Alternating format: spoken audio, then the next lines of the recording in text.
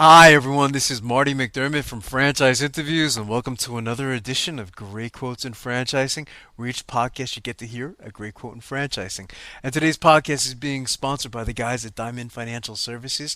And if you're looking to finance your franchise, just simply click the sponsorship button below of Diamond Financial, and you'll get some great information.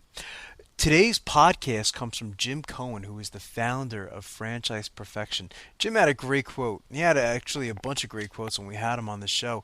He's been involved in franchising almost 25 years now. He said most people know what they like, but they don't necessarily know what would be the best franchise opportunity for them. In other words, and we've referenced this on the show before. There's many people that like Dunkin' Donuts coffee. I'm a big fan of Dunkin' Donuts, but it doesn't necessarily mean I'd make a great franchisee. And the same thing applies to Subway or McDonald's or whatever that may be. So listen to what Jim had to say. I thought he gave some great advice to aspiring entrepreneurs looking to buy a franchise. Fits in with your particular situation and what your desires are. Interesting. Then you have kind of a recipe for success. Right. Do you find a lot of people really don't know what they want, Jim, or like they think they have an idea, like they say to you, they'll approach you and say, I want to buy a Dunkin' Donuts, and the only reason they want to buy a Dunkin' Donuts is because they like the coffee or the donuts, but do you get a lot of that where people really don't know what match they'd be appropriate for? Yeah, no, great point. I mean, most people know what they like. Right. But they don't necessarily know what would be a good business. And they say to I hear all kinds of things. I mean, one of the things I hear all the time is, I don't care, I just want to make some money. Right. You hear that, and then you hear other things is I really want to do something special. I want to help people. Right. Or I want to use my expertise or my skills and get involved in a business that's going to make me feel great about myself. So everybody has different sort of goals and aspirations or visions of how they see themselves in a business opportunity. Right. And what I try to do is identify the key elements of what's important to them and the key elements of their particular situation, and then match them up with something that makes sense, or at least has some of the key elements, and then they can investigate those opportunities. It's a process. It's not an event. Right, absolutely. I have a lot of people who say to you, I've never even thought of that. Oh, absolutely. Yeah. Interesting. And I never thought of that again.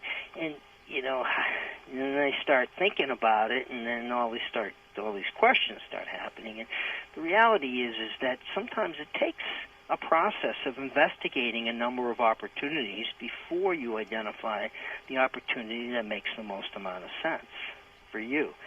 And one of the things I've learned over the years is the people who do investigate thoroughly are the ones that have the most control of their destiny, because they have the most amount of information and have answered the most amount of questions. So due diligence is a very important part of being successful as a franchisee.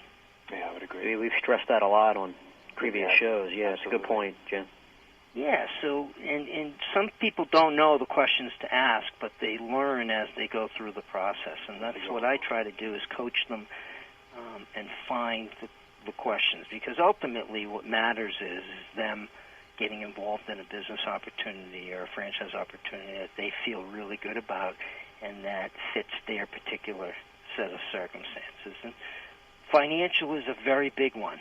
I look for people to really have enough capital to be able to fund that business and enough backup capital to be able to support their family.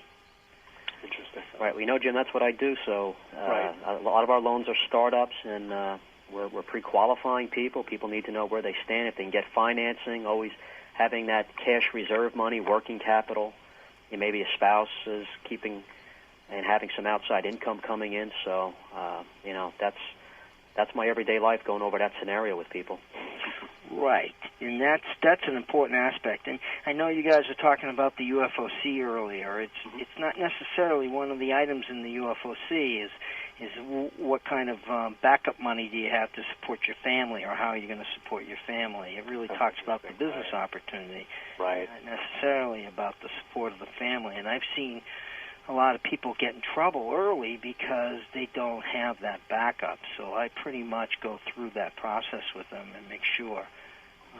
I get a lot of calls of resales from franchise people who are in the business and Right. are interested in possibly reselling the franchise. And the most common problem is that they run out of working capital. Right. And that's something that you just got to really consider. And I can't stress enough about how important that is. And I know, Dawn, you and I have talked about that. That's a critical important thing when coming up with that business plan to finance a business. Right. To make sure that there's enough to support that family over Right. 6, 8, 12, 18 months it might take to... Before profitability, yeah. Right, I mean, exactly. it's a good point, yeah. Exactly. So... What advice would you give to an aspiring entrepreneur, Jim, looking to buy a franchise? You've kind of mentioned a few things so far. I mean, what would you feel about the biggest main point is? Know yourself. One of the things that I've learned is the willingness to work hard is obviously a must-have in order to succeed as a franchisee. Unfortunately, hard work is only part of the picture. Not everybody is suitable to even be a franchisee. Right. To me, franchisees represent the middle ground between employees and entrepreneurs. I call them franchipreneurs. I've never heard that before. That's interesting. Yeah. So the vast majority of people, most successful as an employee. True entrepreneurs are few and far between. Those are the ones that are willing. They have a vision and they're willing to take all-out risk. Right. And they don't really want to hear anybody else's opinion in most cases. They really see this, an entrepreneur, and they just really want to go for it. Right. So they take out all-out risk. They put everything on the table. Franchipreneurs are a little different. They want a tried and proven concept, and they're willing to follow established procedures to run that business. Right. I look at a franchipreneur as one who's willing to accept a measured risk. Right. They do not want to reinvent the wheel. They want to go into a proven business model that allows them to bring their capital, their work, and their particular life experience into that model and make it successful on a shorter runway. That's the perfect match, yeah. Yeah, as opposed to starting out on their own. Right. That's too risky.